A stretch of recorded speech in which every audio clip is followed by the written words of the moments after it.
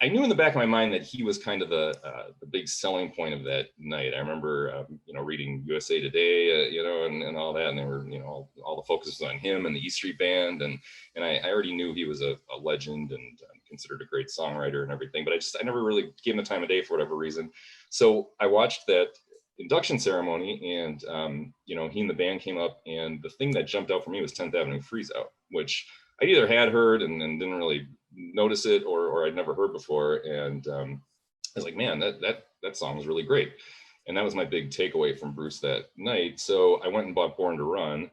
And obviously the version of 10th Avenue Freeze Out on Born to Run and the live versions are very different. So I still like the song, but I was a little disappointed it didn't have that same like oomph or whatever. It was a little more sedate and whatnot. So I still liked it. I kind of played around with Born to Run a little bit, and I thought it was good. And I remember everybody thinking or saying that Thunder Road was a great song, and Backstreets and Jungle Land, and I liked all those. But again, it didn't really truly grab me. A couple of years later, I remember coming home from work, and I was kind of beat and tired, and I was probably 21 or so, and I was just like, kind of in that phase of life where I was going to school and working and didn't have a lot of money, and was probably fighting with a girlfriend or something at the time. And I came home, and I just kind of put my feet up and turned on the TV, and it was cued to HBO, and the Live in New York special was on, and he was coming to the close of Out in the Street.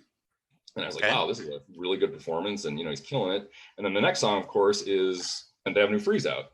And so not only do I know and like the song, and especially in its live incarnation, and but then that performance is, I still think it's completely mind-blowing, to this day. And so I'm sitting there watching that, and I was just kind of like, holy.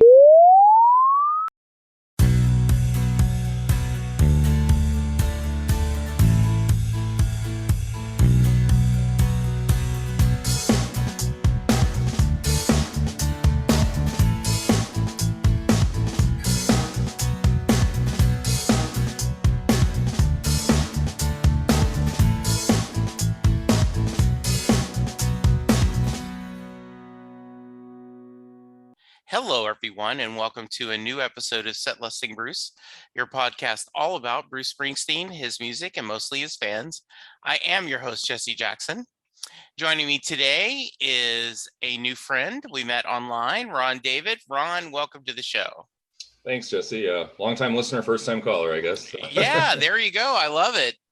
And also, I should say, I just realized this morning when I got some memories on my phone, but this is the 1-year anniversary of Letter to You. So we're doing this on Letter to You's birthday, I guess. Wow, I had not connected that yet. So yeah, that's very nice. We've been able to have that for a year, which is, I think in context of, everything that was going on, I think I'll always have a special place in my heart, Letter to You, because of the context when it was released and the surprising of it. So absolutely. What do you think? I think it was, first of all, just to have it during the pandemic was great. I didn't know we were going to get anything from Bruce, and it was great to have that. And it, probably helped a lot of us. I don't want to, be so hyperbolic to say it got us through it, although I'm sure there's people who that's true for, but just having, that to look forward to, and new music and something to do, and, watch all the YouTube videos that came out of that, and the movie that they did for Apple TV and everything, that really, made things a little easier and better, at least if you're a Bruce fan. So yeah, there was a lot of press with that album. And it was kind of nice to see like that the guy who ended up doing an interview, I forgot his name now, but there was like an hour interview that was on YouTube that was a really interesting interview from Bruce. So yeah, I agree. Absolutely. Yeah, I remember that. And all the Western Stars stuff too, it kind of came on the heels of that. So we really had a couple years of just a lot of great stuff. And, not just the albums themselves, but Bruce has really gotten into this whole, making little movies, and they've been releasing more standalone videos, even if they're kind of the, just chopped out of the movies and everything. But yeah, it's been a great couple of years. It's been a great couple of decades. I mean, I was kind of young in the 90s, so I didn't have to deal with some of the stuff that some of the fans went through when he really wasn't doing much. But when I kind of jumped on board, he's just been, hitting it every year or every other year. And tons of albums, tons of tours, and it's been a great time to be a Springsteen fan. So I could not agree more, Ron. I totally agree. Well, let's tell us a little about yourself. not a whole lot to tell. My life is pretty uneventful. Middle class guy, live in Milwaukee, Wisconsin. So it's just kind of is what it is day to day. But the one thing that I guess sets me apart from some people is I have triplets, which has sort of become my defining characteristic amongst family and friends and everything. So that's the one special or kind of different thing I have going for me. In addition to a first one. So the triplets were supposed to be number 2. We were going to stop there, and turns out we got 3 more. But the oldest is they're all pretty big Bruce fans, frankly, but via me. But the oldest is really into him. She's been to one show already at about 7 years old, and I'm hoping to get her to another one. But yeah, so I'm a music buff, a movie buff. Those are kind of my 2 main passions. I try to dabble a little bit. I play a little bad guitar and stuff like that. But for the most part, it's my overriding hobby is music and movies, and certainly Bruce is at the top of both of those lists. What? How old are your triplets? They are about 10 and a half or so, and Okay. the oldest she's turning 12 next week, so they're about 18 months apart. And at one point we had 4 kids all in diapers, and that's a lot. Crazy. So yeah. but yeah, exactly. But now it's just life. So I'm used to it now. Yeah, we my wife's brother, Ralph and Robin, had 4 kids, and the beauty of that was, if they came, it was immediately a party. I mean, just because you all of a sudden you've got this extra bodies and going on, and my so Chris had the 4 cousins, which was great on my wife's side. So yeah, I can imagine that's cool. Yeah, and everything is times 4. So whatever something costs, or whatever you have to figure out how to get people places. And it was worse when they were younger. Now they can kind of do a little bit more of their own things. But I also imagine as high school and stuff like that hits, and we start talking about driving in college and weddings and whatever, it's going to be pretty unbearable. So class rings, 3 times, right? Class rings, it's things like that. Yeah, exactly. So let's always like to start at the beginning. So Ron, talk to me about where you grew up and what kind of music did your family listen to? Yeah, sure. I've always been in Wisconsin. Never lived anywhere else, although I don't know why, because I hate the weather here, and I'm definitely a guy who would do better on a beach somewhere. But family and everything just kind of keeps you where you're at. And when I was younger, there was always music around. My mom was big into it, and I guess my dad was too, although my parents are divorced, and they were divorced at a pretty young age for me, maybe like 3 or something. So I primarily grew up with my mom, and she was pretty much a top 40 type, so when I was maybe 4 years old, and Thriller and Michael Jackson, took over the world and everything, that was my world. I listened to that Thriller album just over and over and over, day after day. And, we'd listen to it, and then we'd get in the car and turn on the radio, and, one track from it was on and ending, and we'd go, oh, we missed it. And then we'd stick the tape in and, listen to it all over again. So, and everything from that era, Purple Rain and Huey Lewis and Culture Club and Lionel Richie and everything. Somehow Bruce never kind of really figured into that conversation. And I don't know if it's because my mom wasn't a fan. I was certainly aware of, Born in the USA and Dancing in the Dark and Glory Days, but those also could have been, Cherry Bomb and Like a Rock or something. I didn't know, Bruce necessarily from Mellencamp or how to kind of separate some of those guys. So, I grew up kind of listening to that pop music, and then I sort of, started to diverge in, maybe 5th, 6th, 7th grade. I kind of got into Tom Petty and Billy Joel and some of those guys, and still Bruce kind of eluded me. And I don't know if he just didn't get a lot of radio play in my town or what the deal was. I don't remember really seeing him on MTV much. So, for one reason or another, that was kind of the stuff I listened to at an early age. But, if you look at that stuff, Tom Petty, Billy Joel, all that, Bruce is obviously right in that wheelhouse. And it was just a matter of time before I finally, kind of got that wavelength. So So Ron, can you remember when you first kind of discovered Bruce and what about his music spoke to you? Yeah. So like I said, I was always aware of him, and I always liked some of those songs. I never owned any albums or anything like that. I remember I came across the Born in the USA tape at like an aunt's house or something, well into the CD age, and I took it because I knew she wasn't listening to tapes anymore, and I just said this would be nice to have for my collection. I still did play tapes because my first car was an old hand me down, and all it had was a tape deck. So I was always happy to grab some cheap tapes, and I started listening to that. Again, it didn't make a huge impression because I was already kind of familiar with some of those songs. But the real sort of watershed moment that I remember was Billy Joel's getting inducted to the Rock and Roll Hall of Fame. And like I said, I was a big Billy Joel fan. In high school, all my friends were listening to Nirvana and Pearl Jam and all this stuff, and I never, quite got into that. I was listening to, Billy Joel and stuff that I kind of grew up with. And he was the guy who wrote, stuff that sort of speak to me, and that, I always kind of found a lot of wisdom in some of his words, particularly the later albums, which a lot of people, kind of disregard, and they talk about his 70s stuff, but I like his 80s and 90s stuff. But anyway, so he was going into the Rock and Roll Hall of Fame, and also that year was Paul McCartney and Bruce Springsteen. And so I watched the induction ceremony on VH1, and, Billy performed, and then Bruce had a very long introduction by Bono that most everybody probably kind of remembers. And then Bruce came up and gave a very long introduction. And I knew in the back of my mind that he was kind of the big selling point of that night. I remember, reading USA Today, and all that. And they were, all the focus was on him and the E Street Band. And I already knew he was a legend and considered a great songwriter and everything. But I never really gave him the time of day for whatever reason. So I watched that induction ceremony, and he and the band came up, and the thing that jumped out for me was 10th Avenue Freeze Out, which I either had heard and didn't really notice it, or I'd never heard before. And I was like, man, that song was really great.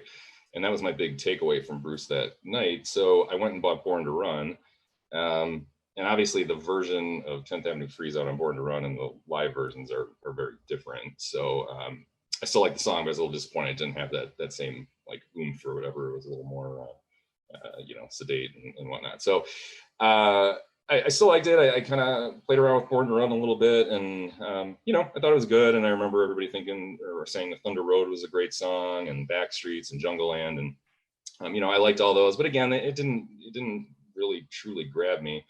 A couple of years later, I remember coming home from work, and I was kind of beat and tired, and I was probably 21 or so, and I was just like, kind of in that phase of life where I was going to school and working and didn't have a lot of money, and was probably fighting with a girlfriend or something at the time. And I came home, and I just kind of put my feet up and turned on the TV, and it was cued to HBO, and the Live in New York special was on, and he was coming to the close of Out in the Street. And I was like, wow, this is a really good performance, and he's killing it. And then the next song, of course, is 10th Avenue Freeze Out. And so not only do I know and like the song, and especially in its live incarnation, and but then that performance is, I still think it's completely mind blowing, to this day. And so I'm sitting there watching that, and I was just kind of like, holy shit. I don't know if I can say that. Sorry, I'm not sure what your rating is on the show, but yeah. So I was like, and I watched it through the rest of that show, and I think on that particular edit, it goes 10th Avenue Freeze Out, Born to Run, and then I think Land of Hope and Dreams and American Skin, and it ends. It doesn't have all the stuff the DVD has, and it's, so it was pretty much towards the end of the show. But I remember, waiting for it to come back on again. This was before DVR and all that, so I had to catch that going and watch it again. I remember my girlfriend at the time, I told her to get me the DVD for Christmas or my birthday or whatever, and I remember just watching and devouring that performance. So when people say, yeah, you have to see him live, and that's the thing that's truly life-changing and kind of galvanizes you into being a fan, that is 100% true. And I missed the first half of that show initially, so when I finally did get to go back and watch it, I mean, Atlantic City and Youngstown and Murder Incorporated, and some of that stuff, that was just like, at that moment, I was like, I don't know how I let this get by me for so long. And maybe it's just the right time in my life too. Like I said, given the age that I was at, and I kind of felt like a character in a lot of his songs at that point. So promised land, get up every morning, go to work each day, and then all the rest of the stuff that follows there, I could 100% relate to all that, and still can, frankly. And that was kind of the thing that got me there. So when people kind of rag on that release as maybe not being as good as it should have been, I'll just say that there's people like me out there who it was definitely good enough. So. You know, and I think that's to remember grace and remember fandom is that, you know, different people have different perspectives. And, you know, like Devils and Dust was the first album that came out after I had seen him live for the first time. I'd gone to the Rising tour. Yeah. Devils and Dust came out, I saw it, and then I got to go to the show and hear him do those songs. So I agree, Devils and Dust may not be like, you know, most people's top 5, but it's really special to me because I had that experience of, oh my goodness, I listened to Silver Palomino, Jesus Was an Only Son, and now I'm hearing it live. Yeah, 100%. Yeah, I'm in the same boat. I love Devils and Dust. That tour is one of my favorites. I don't like to say I'd rather have another one of those than an E Street Band tour, but I mean, kind of before the pandemic and before he, you know, started kind of getting a little bit older and whatnot, I was saying I wanted more of that. You know, we had so many E Street Band tours in a row. And I just love the Devils and Dust tour so much that I was always kind of hoping he went back and did that. Or, you know, with Broadway, I was kind of hoping maybe that would go on the road or something, you know, a little more intimate, stripped back, and right. You know, stuff that's not just the hits, and you don't have the bombastic crowds and all that. I don't know if we maybe missed the boat on that. Although if he soldiers on and can't do the big rock shows anymore, maybe we will get some of that in his 80s, or you know. I don't know. Exactly, because he doesn't seem to be slowing down. No, but you're right what you said about, you know, it just depends on, you know, when you kind of discover this and what speaks to you. Yeah. And you know, music fans are fickle nowadays too. I noticed this, particularly with Devils and Dust is a perfect example. I listened to it the first time a couple times through, and I do this with everything. I buy it, I listen to it all the way through. There's usually maybe, you know, 5 songs, half the album, if I'm lucky, that jump out right away, and I just kind of listen to those over and over again, and then I'll go back and, you know, maybe re-listen to some of the other stuff I thought wasn't as good. I don't think people give albums that much time and attention nowadays. And when I say nowadays, I mean even, you know, 15 or 20 years ago. I think, right. You know, they listen to it once. If it doesn't grab them right away, they kind of throw it out. Maybe they listen to it before they go to the tour, and then they forget about it, you know, after that. So, and the same thing happened with Western Stars. I saw a lot of kind of negative, you know, not necessarily from diehard fans, but casual fans on Twitter and whatnot are like, oh, what a snore. And I'm like, no, man, just listen to it more and more. And they're like, okay, well, and who knows if that guy ever did, and who knows if they ever got it. You know, it's unfortunate that if it's not just Born to Run or Born in the USA over and over again, that people kind of tend to throw that stuff to the wayside. So yeah, I totally agree, Ron. And there are albums, like I hear people talk about how much they love the Seeger sessions, and that was just not one that spoke to me. I don't dislike it. It's just, you know, and partly maybe because a lot of these songs I had sung in elementary choir and music classes, and my dad had played them, and they were a different style than what I had first heard, you know. And so anyway, for whatever reason, now then when the Live in Dublin came out, I went, oh my goodness, why did I miss the show? Look at this. This is amazing. Yeah. And so I will say, I agree. It's not, you know, an album I play a lot of his, although I ironically just had it on last weekend for whatever reason. It's a fun album to put on a turntable. If you still have vinyl, the way it's separated, you can listen to it in smaller increments or whatever. I think as a whole, it's not something I put on and listen to all 13 songs or whatever, but the tour, as often happens with Bruce, same with Devils and Dust, the tour is the thing that really brought me around on that, because man, that show was a barn burner. And that's the first time I did the pit, and the first time I had that whole experience. And it actually, funny story, not to get off on a tangent, but we love tangents, Ron. Okay. So go for it. All right, good. I'm good for them. So strap in, I guess. But I went to that show, and I didn't really know anything about my first tour too was the Rising, like you said. So I that's the first time I did that. I didn't know anything about the pit. I wasn't really into the chatter on Backstreets or Springsteen.net back when that was a thing and when people were talking there. I'd look at that stuff, but I didn't know anything about how Bruce did his concerts. So I saw 2 shows on the Rising tour.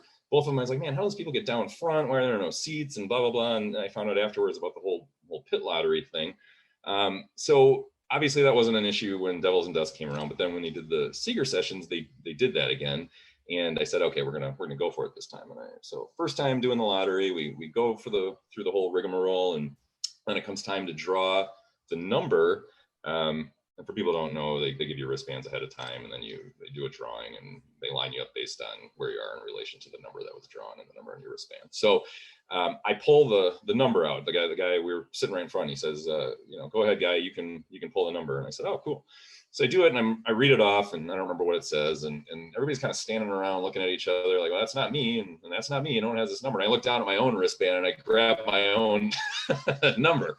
So me and my girlfriend at the time were numbers 1 and 2 through that door, elbows on the stage, and he comes out, and I don't know if you kind of remember how that tour started, but it's very just like the whole band kind of runs on the stage, and Bruce has got like he played his guitar very funny on it, like he's got like one leg up in the air, and Yes. all that, and it was such a fun thing to be right in front of him and doing that. So that show and that tour definitely made the Seeger sessions worthy for me, even if I don't listen to that stuff a lot. So What's funny is, right, I'm sure they were like, well, what are the odds that the guy picking the number gets his own? Everybody in line thought I cheated and was you're like, hey, look, I'm not Penn and Teller. This wasn't a force. I don't know.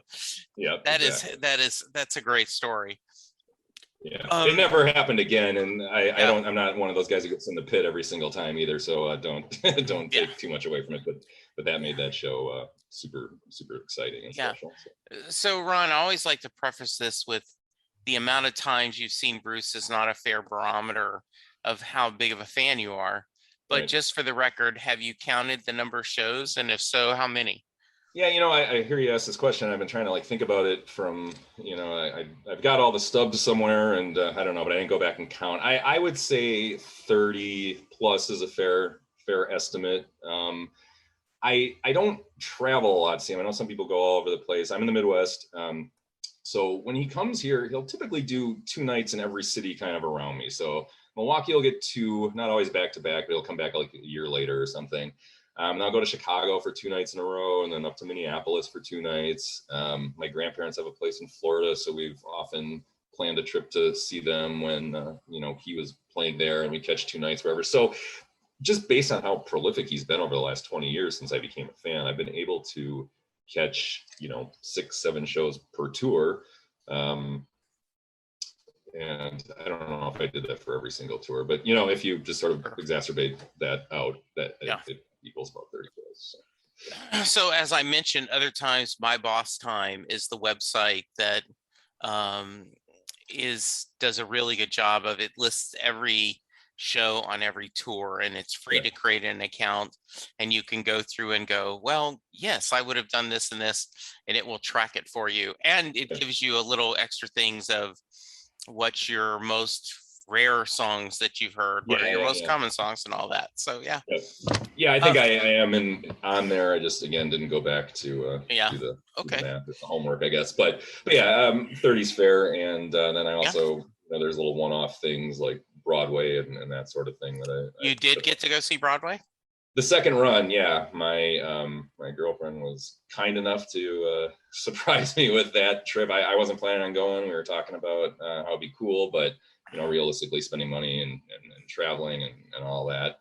But we got a nice little 5-day vacation in New York and got to see that show. And I'd already seen a Netflix special. And I just sort of resigned myself to the fact that I wasn't going to see it, but who knew he was going to come back and do that again? And I have somebody who was so great as to surprise me with that. So that's nice. Yeah, amazing. And it was an awesome experience and a lovely night. And I know people like to compare the two, and obviously the one you're at is always gonna hold a special place or whatever. I do agree they were different in ways, small and large, but not enough to make me, say that one was worse or anything like that. Yeah, I am hoping, there's rumors, right, that they're going to somehow share the revamped show with fans somehow. And Yeah, I can understand why they may not want to do another Netflix special or something, but it would be nice to see this new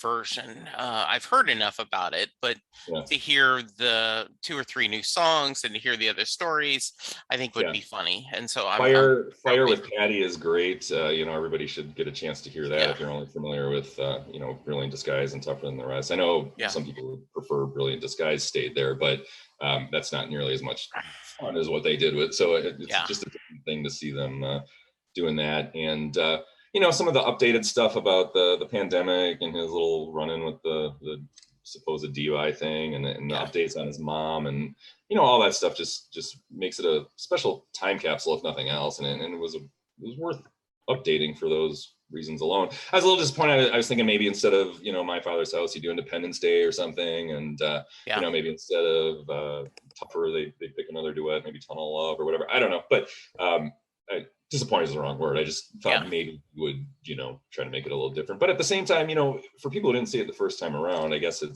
would be disappointing if it was a completely different show. And then you'd Yes, have all the people who saw it the first time around also competing for tickets to see yes, something exactly. completely different. So maybe it's a good thing you just left it the way you Yeah, did. absolutely, Ron. So other shows, other stories about shows you want to share?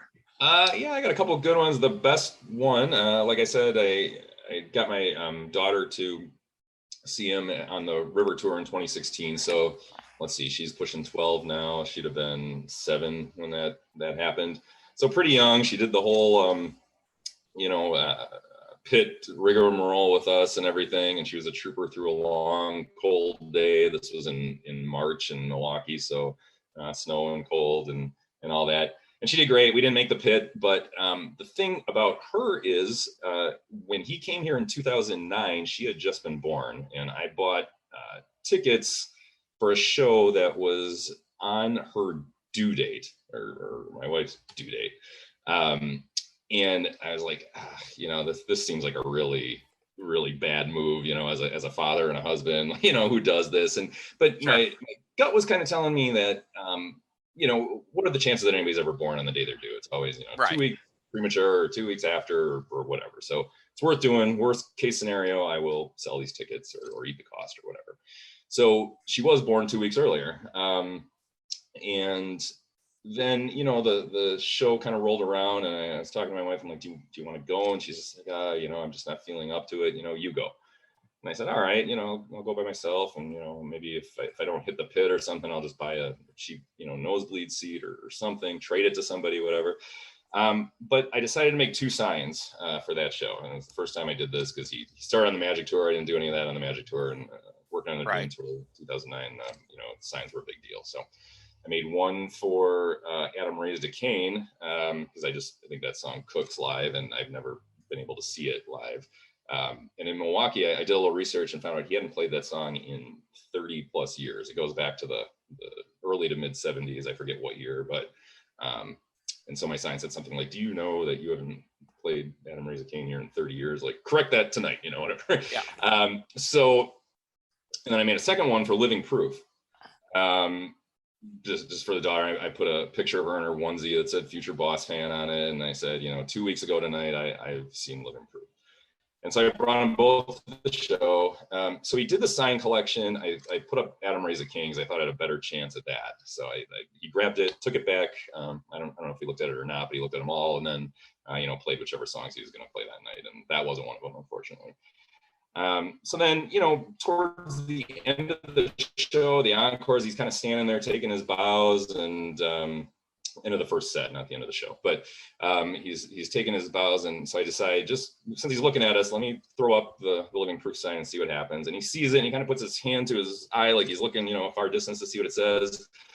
And you see him kind of like shuffling around, and he kind of throws his hands up and walks over, and he grabs it. And I was like, well, here we go. And but they didn't know it at all. And this video is on YouTube, and people who have seen this performance kind of know what happened after that. But the band has to work it up, on the fly. And they do a great job. Max doesn't know it at the start.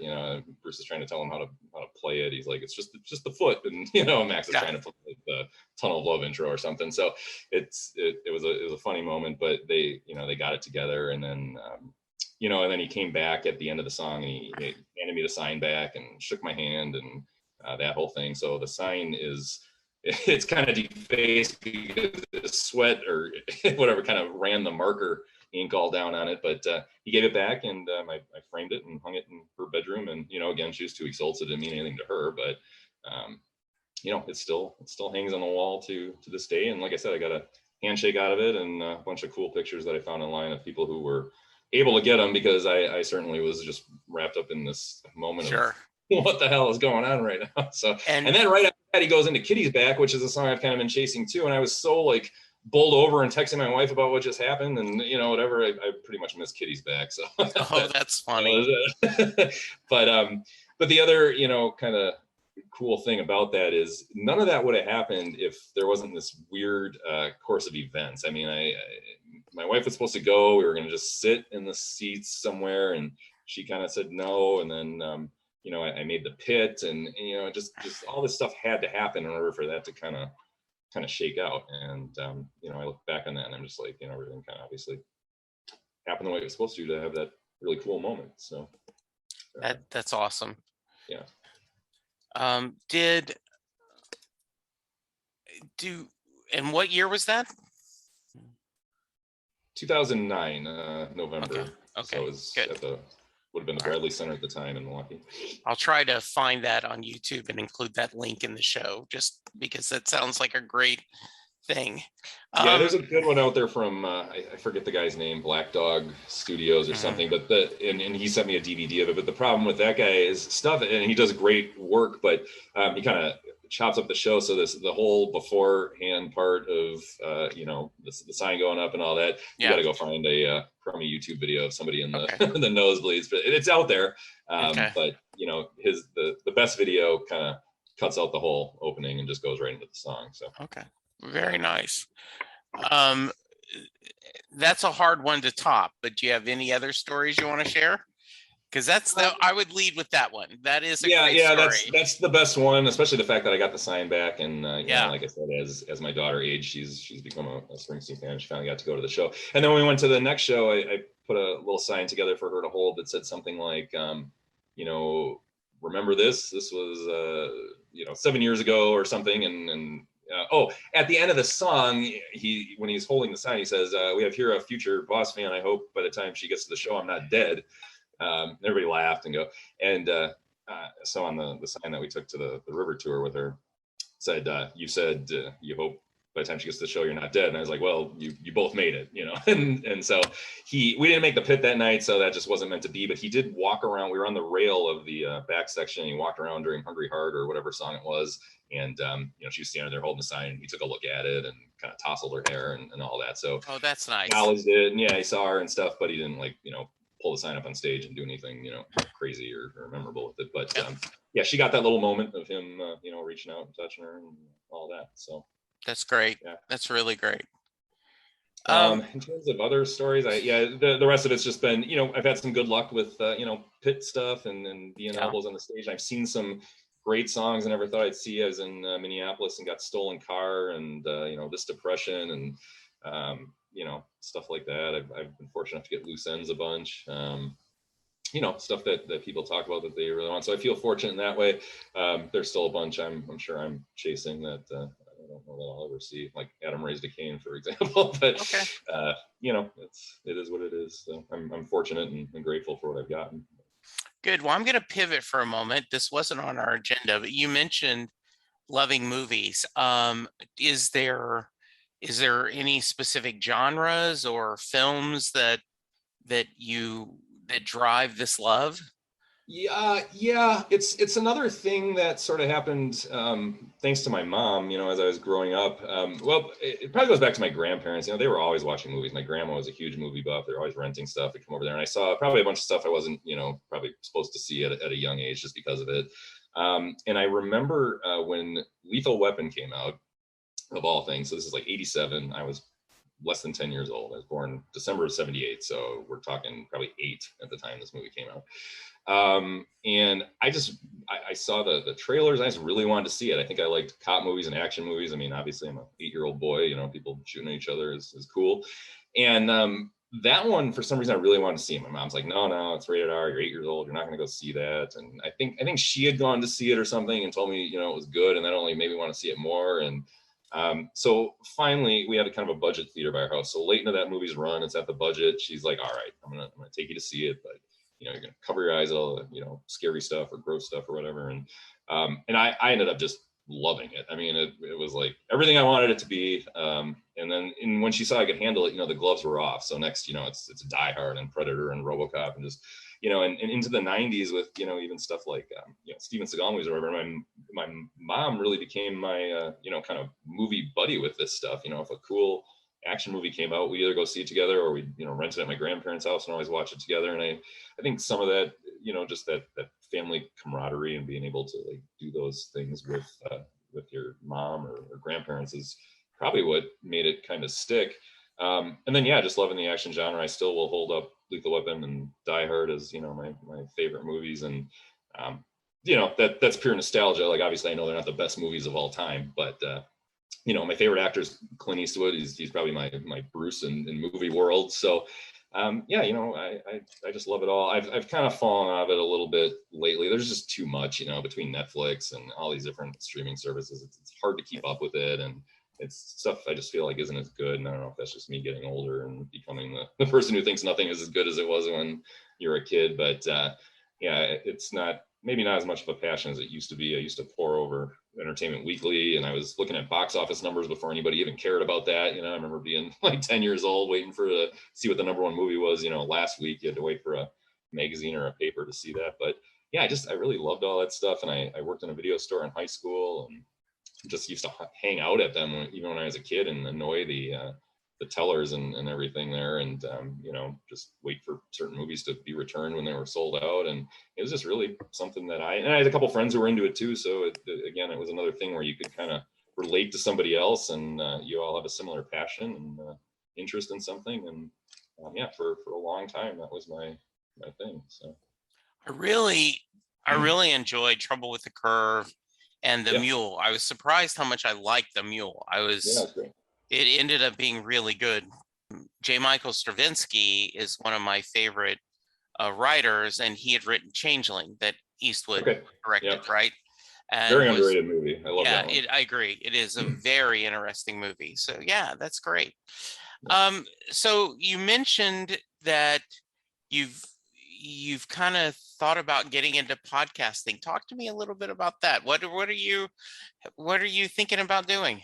Yeah, well, I don't know if I've thought about getting into it so much as I'll have these long-winded conversations, whether it be on Twitter or, with friends just sitting in a bar or something. And, I'm always just like, we should just do a podcast or, do the Siskel and Ebert thing and, let people hear us. But, those are a dime a dozen, and it's justify the time and effort and work that might take. And also, do I have something different to say or a different am I engaging enough? Or is me and the guy who I do it with gonna, just be off-putting jerks when we sit there and just, yell at each other the whole time?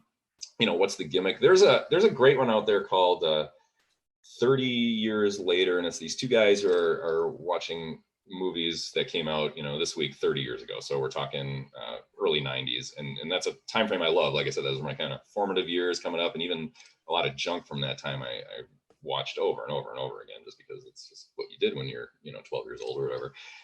But they're a little bit younger than me, and they don't have the sort of nostalgia for it, I guess, and they're seeing a lot of this stuff for the first time, and so they end up just being like, "Huh, what a dumb movie," kind of like dumping on it. And I feel like, man, I missed the boat on that. That'd be a really great thing for somebody who kind of maybe lived through it a little more, or has more of an affection for these movies, to kind of go back and watch and see how they changed, if they changed, if they still like them, but to those guys' credit, they do a good job of kind of putting it in a current context of, here's the things we've grown out of and that kind of thing. So that's the stuff I really would like to come up with, that would be a neat way to do it. Maybe I'll do 40 years later or starting the, you know, early 80s or something, but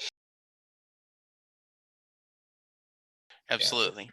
but, So we've talked a little bit about, favorite shows and stories. Um, let's talk a little bit about albums and songs that have been a lot to you. sure.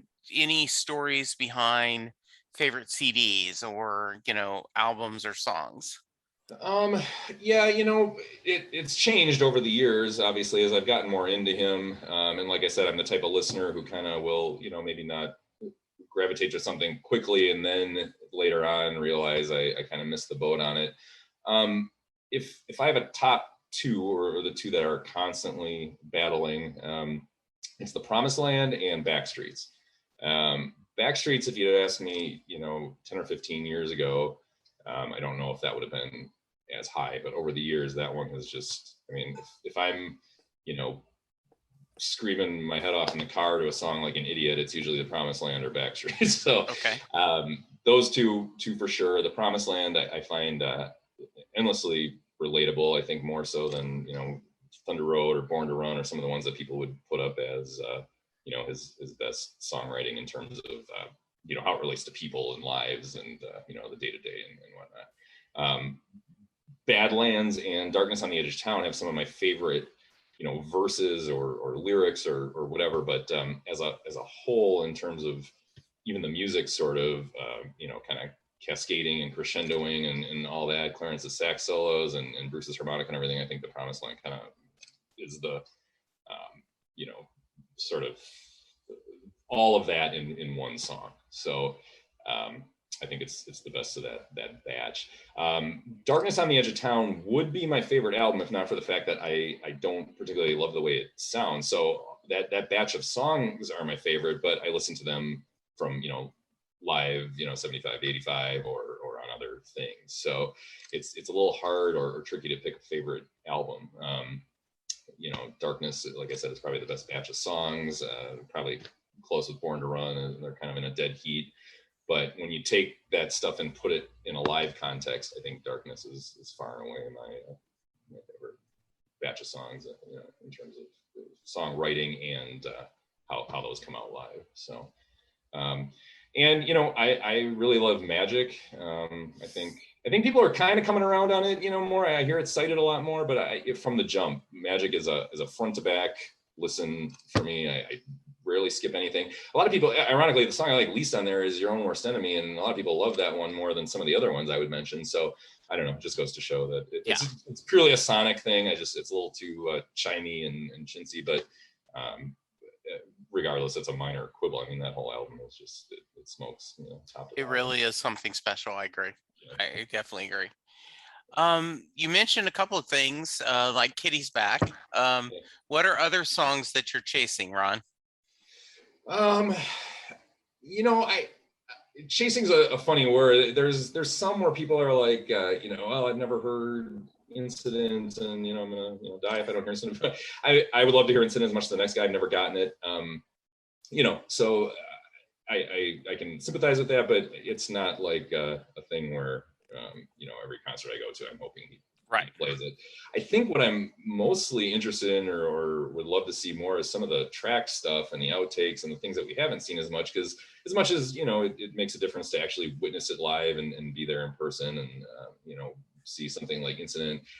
Yeah, I've seen it a lot on, you know, videos and DVDs and whatever else. So I would much rather have him play, you know, some things that he just hasn't played as much. And that's why I love that Devils and Dust tour. I mean, when he came to Milwaukee, I got Frankie and My Father's House and State Trooper, and you know, he played a large swath of Nebraska and Greetings. So you know, that's another reason why a tour like that would be really great to have, because he really dove into tracks and Nebraska and some of the stuff that he doesn't really touch with the E Street Band. And that's, you know, that's the kind of stuff I would like to see more of.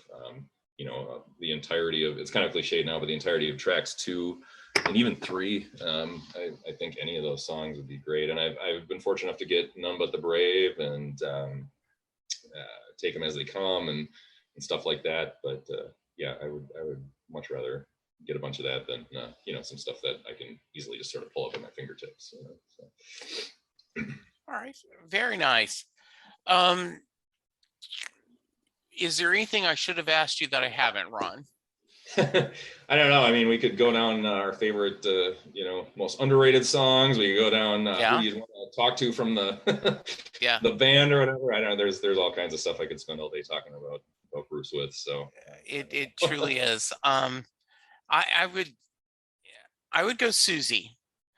oh, to I talk think, to. yeah, I mean, Yeah. I I would think I heard you welcome, say that on an episode yeah, recently. yeah, Yeah, I I can would see that. welcome any E Street band member, and Sure. obviously there's an open, mic waiting for them, and Right. would love to have Bruce, but I just think it would be fun to have Susie on.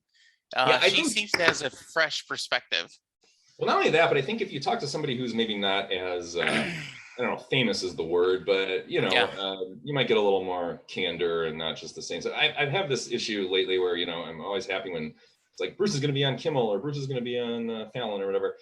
It's he kind of gives the same anecdotes and sort of Sure. answers that he always does, and it's just it's never a very revealing interview at this point. And it's the same with little Steven, and Max is a little more outspoken. When he was doing this thing during the pandemic where people were sending him questions and he was answering them, and you got some good info out of that. And I know there's some little tidbits out of Bruce's book and Steven's book that have been interesting or maybe fans didn't know about, but it really isn't anything like earth shattering. And I'm not talking gossip. I don't want to hear about the sexual exploits of the band or whatever, but I would like to hear from somebody who's maybe a little more of an outsider what that band dynamic is like. And Bruce has kind of hinted they're not really all that close. We kind of talks out of both ends. He says about how they're like his inspiration and his best friends and everything, but then at the same time, like they don't really hang out that much or talk that much. Yeah.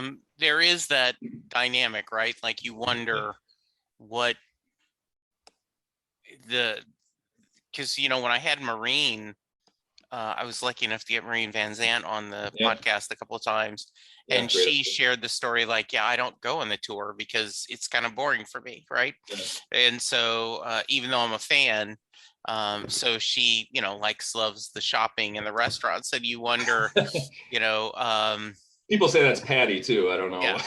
That's why she goes to Rome and Paris, but it doesn't show up in Milwaukee. So there was that point for a while that especially when the kids were younger, she was off doing mom duty. So that's right. And that makes total sense. And even now with Jessica doing her stuff and whatever, like I totally get that. I'm not a Patty basher or think she's whatever. But there's even just like I kind of was thinking about this the other day. It'd be cool to talk to like the lighting guy or the soundboard guy, and like, do those guys get caught up in the show? Are they grateful? Like, are they fans? Do they think it's awesome they get to see every Springsteen show? Do they have favorite songs? Do they ever miss a cue because they're wrapped up in the performance? I mean, those are the kind of people I would be really interested to sort of hear from. And I don't know what their clause might be like. They probably aren't even allowed to talk to people.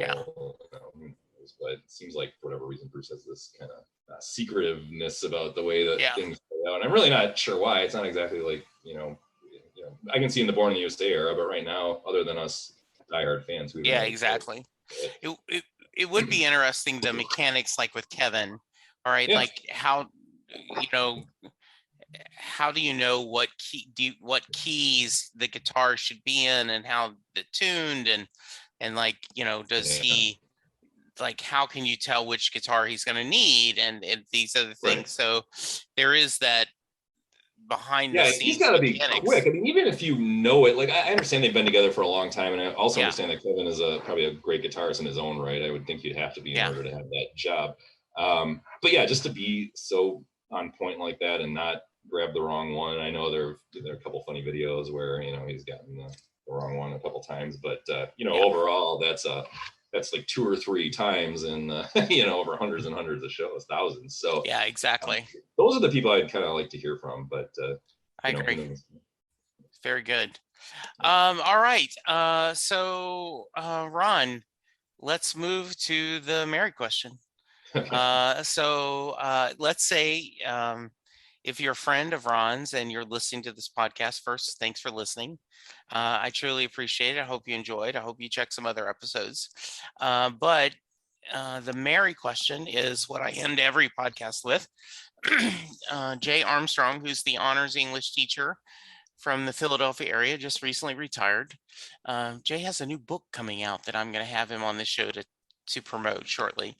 Cool. But anyway, he would spend 2 days with his honors English class, the seniors, and they would break apart Thunder Road as a poem. They would look at all the lyrics, talk about the imagery Bruce uses, talk about the themes of the song, and at the end of the 2 days, he would ask the question, does Mary get in the car?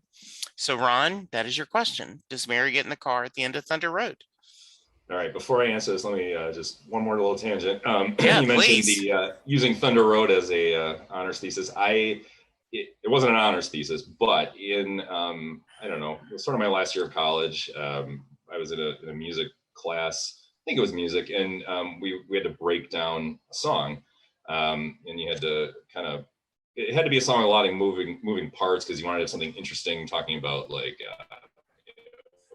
timbre and all this other stuff and all the terms, and I forget what they even all are right now because I'm not a great musician. But I chose Thunder Road, and I wrote this whole paper on it, and you need to get up there and play it, and I did really well on it. And but everybody in the class at the time was playing stuff by like I don't even know who was popular back then, probably Rihanna and stuff like that. So I was definitely the odd man out. I was the older guy in the class and playing the older music. So anyway, I just wanted to throw that out there. But I have done a deep dive into Thunder Road just because of that and what the lyrics mean and how they relate to the music and all that, and how the music kind of helps tell the story of the lyrics. And very nice then.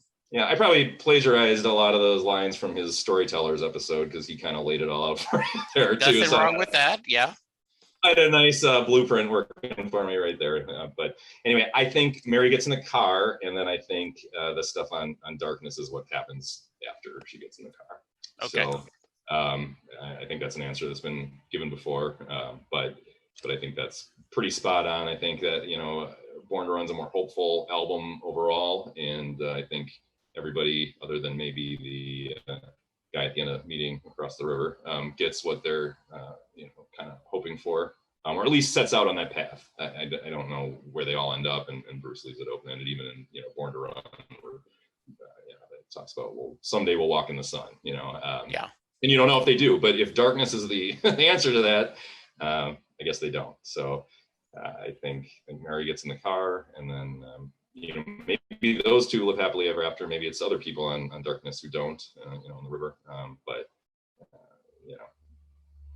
somebody, whether it's Mary and the guy in the car or somebody else, that he shows the other side of that on Darkness, and I think that's what makes Darkness such a compelling album. So.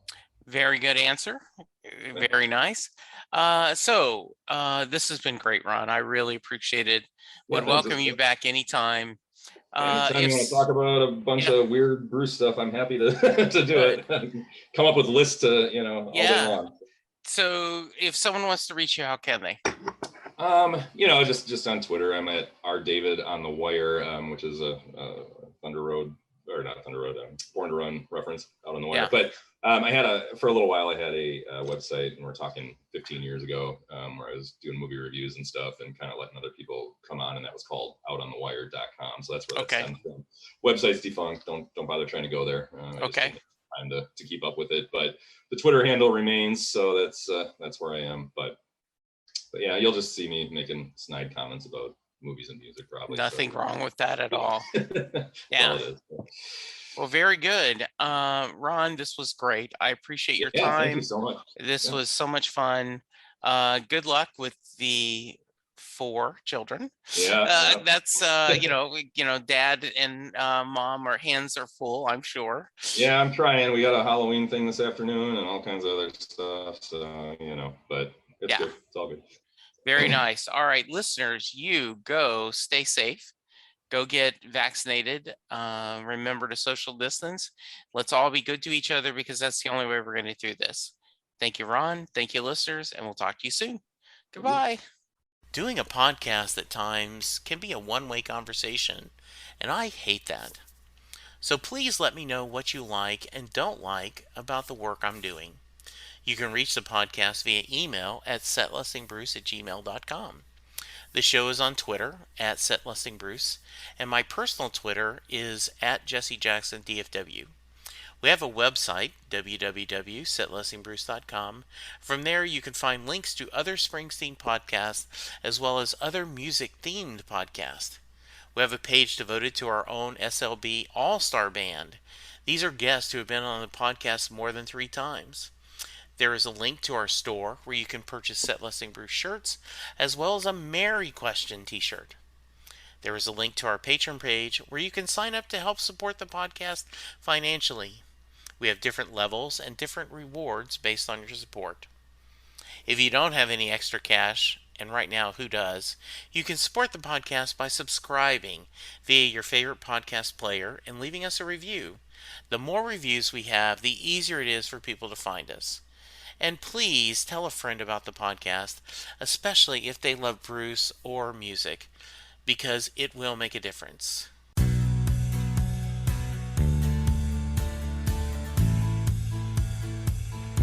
You just heard the fun talking, hard rocking, music loving, album ranking, fan thinking, joy spreading, lyric reading, story sharing podcast that is the one, the only Set Listing Bruce.